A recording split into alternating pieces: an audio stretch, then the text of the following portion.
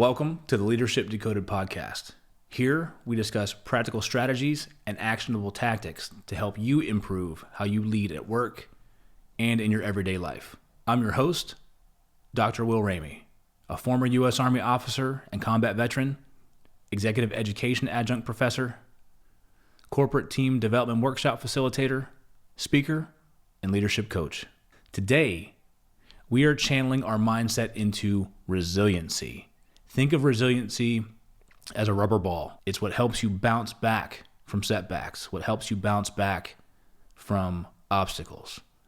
Resiliency is what helps you lead through adversity. So join us as we explore what resiliency is, how to cultivate it so that you can armor up, overcome obstacles, and prevent burnout. Let's dive into the research and application of this shield of stress. This episode is brought to you by Sweat Tent, the industry leader of the portable at-home wood-burning sauna. Being a leader can be stressful. That's why I've been a sauna user for many years. Did you know that consistent sauna usage 3 to 4 times a week not only relieves stress and improves sleep, but it also enhances your physical well-being and fosters mental resilience and cognitive clarity to be a better leader? And you no longer have to go to a crowded gym or buy one of those expensive and bulky at-home setups to experience the benefits of a sauna. Sweat Tent is the most portable and affordable at-home sauna on the market. The setup takes minutes and can reach 200 degrees in under 30 minutes. Harness the power of the Sweat Tent sauna to lead with clarity and poise. Sweat out stress, ignite creativity, and emerge a more focused leader. All Leadership Decoded listeners will receive $100 off when you use code LEAD100. Visit sweattent.com today to get $100 off your purchase with code LEAD100 at checkout. Again, that's sweattent.com to get $100 off with code LEAD100. Sweat Tent, improving your ability to lead at work and in your everyday life.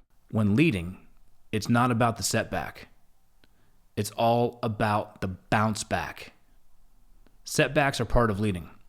You can plan, you can prepare, you can be as ready as you think you are going to be. But inevitably, something will go wrong. Something will go as planned. The environmental factors will change on you. A person may call off from work. A supplier may not deliver on time. A customer cancels. You lose a high-paying client due to their budget constraints. When you're leading, Murphy's Law will always be lurking in the background, in the shadows, waiting to spring into action. This is where resiliency can be a big difference maker in how you lead and how you show up every day.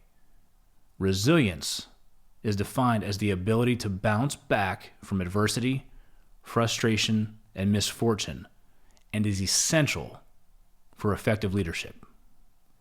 Research has demonstrated that there is a direct relationship between the stress of a leader's job and your ability to maintain resilience in the face of prolonged contact with adversity. So being able to increase your capacity to face stressors, the resources that you have available to you to overcome stressors, to apply them to stressful situations without experiencing a negative disruption. This is what helps you stay cool, calm, and collected when setbacks occur. The bounce back of resilience includes adapting, learning, and reframing your mindset to thrive and not see stressors as a threat to how you perform. So imagine resilience isn't a response to adversity, but a strategic approach. Think about that. Think about developing a strategic approach to how you face the unknowns of what's going to come your way.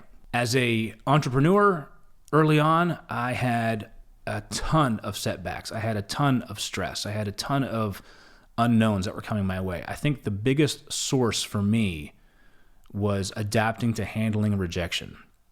I had clients where I had meetings set up and then meetings got canceled, and then we would reschedule that call, and then that call would get canceled, and then we would try a third time and that call would get canceled. And in my head I'm thinking, well, what the heck, what is wrong with me?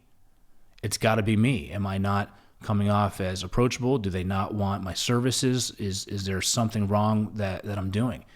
And then the next step, we'd get to the meeting, we'd have a conversation, and I think the conversation would go well. And then I'd send a follow-up email, no response. Another follow-up email, no response. A third follow-up email, no response. I'd get, frustrated, beyond frustrated with why is this happening? I'm a doctor. I'm a Army officer. I've got experience. I've got know-how. I've got knowledge to share, value-adding approaches. Why am I not getting to the next level? And then I would make some tweaks. I'd make some adjustments. And I would get to the point where, okay, now I'm on a call and I get to send us a proposal. We'd send a proposal and we'd get rejected. What I'm finding is that it's not about me necessarily. I have my ideal client. I have a good service. I've had success where I have other clients. But in my head, I always went, initially I went back to this idea of something is wrong with me. Maybe I shouldn't do this. Maybe I should just pack it in along the way. Every entrepreneur, every business owner out there has probably some point in time questioned that. When you are leading and working with people, you have probably questioned what you're doing, why you're doing it, and whether it is worth it. Resiliency, being able to understand the situation, separate yourself from what's happening to how it feels, right? Being able to know that, okay, it didn't work this time. Analyze that. What happened? What can change? Do I need to change? Does that need to change? What can I do differently? Resiliency is that bounce back. So if you think of yourself as I did as a business owner early out, if I was an egg in a hand and every meeting rejection was like dropping an egg and I would splat open, I would never be able to come back from that because there's only so many eggs in a carton. Think about that. If you think of yourself as an egg and that egg gets dropped every time there's a setback, it splats. And you can only take so much of that. But if you think of yourself as a tennis ball, and when you have a setback and that tennis ball gets released from your hand, what happens? It bounces back. That's resiliency. That's the metaphor I want you to think about. Resiliency is like a rubber ball. How are you going to bounce back from those setbacks? And that's what I did. I implemented an after-action review. I assessed the situation. I looked at my copyright. I looked at my communication, and then I went out to peers, got their insights. I worked with a coach, got their insights, read some books on marketing because I've never done that before, got their insights, read some books on sales, got those insights. So I armored myself up with knowledge and experience of others so that I can be resilient. So if the next time I get a rejection, no big deal, I move on to the next. That's the difference resiliency can make. And here I am today, a successful business owner, a successful leader of people, and resiliency has its role to play. So resilience in leadership it allows you to lead yourself through the tough times. It is hand in hand with grit. Grit keeps you moving forward. Resiliency brings you back.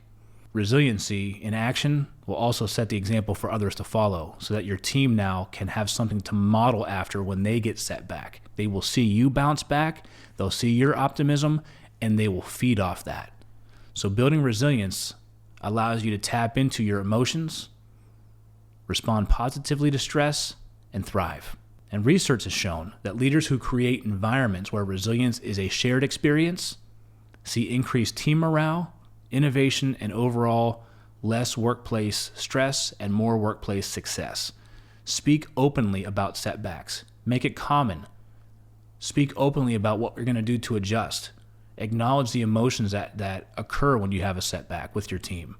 Make it part of your dialogue, and then make part of your dialogue how you're going to move forward together. So let's explore some tactics that you can take to strengthen your own resilience.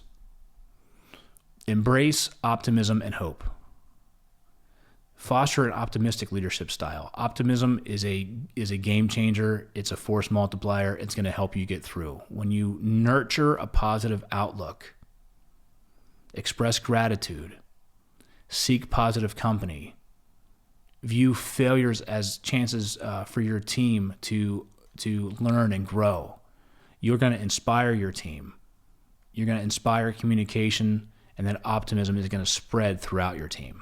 Next, you want to build coalitions of support.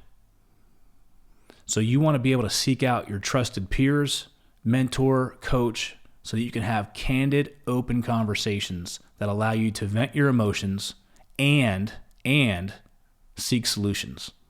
Venting emotions without seeking solutions does not help anybody. In fact, research has shown that it just makes things worse because you're validating a negative disruption and then you're building off negative disruptions.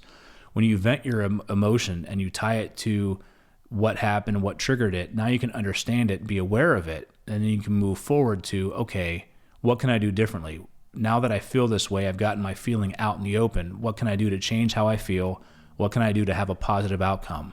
Those are the conversations that you want to have, and those are the types of peers you want to have around you to build those conversations out so that you can move forward together. So leverage your network and be willing to have the conversations to overcome stressors at work. Next, reframe stressors as challenges. So when you have something that comes your way, you can view it as a challenge to be overcome. You can tap into your resources, you can tap into your, all of the things you have at your disposal, or you can view a stressor as a threat. And that's where you become debilitated, you freeze, and you don't move forward. So build time into your day to think and reflect. When you come up against an obstacle and you feel that your resources are depleted, that stress turns into a threat. When you come up against an obstacle and you have a ritual to think, reflect, identify resources that you need, and move forward, that obstacle becomes a challenge to be overcome. So it's all about the reframe. Resilience in leadership can be grown through adaptive practices, a growth mindset, and the creation of environments where individuals and teams thrive amid challenges. Apply these insights, you can navigate uncertainties with resilience and lead your team to success. And remember, with resilience in leadership, you're not just leading, you're inspiring a culture of strength and adaptability. Thanks for tuning in to the Leadership Decoded Podcast here in the Loop Internet Studio. If you enjoyed today's episode, save it, share it with your fellow leaders across all of our social media platforms. And we want to hear from you. So please leave us a review, let us know how we're doing, drop a comment, or even better, send in a topic that you want to see covered in an upcoming episode so that we can help you lead at your very best. And if you're an organization that's investing in your people, I want to work with you. I offer highly creative, highly engaging team and leader development workshops that are catered to your needs and are backed by research that will help you achieve the results that you're looking for. Reach out to me on LinkedIn at Dr. Will Ramey or email me at will@onthestacks.com. I'm your host, Dr. Will Ramey, and I'll see you the next time you press play.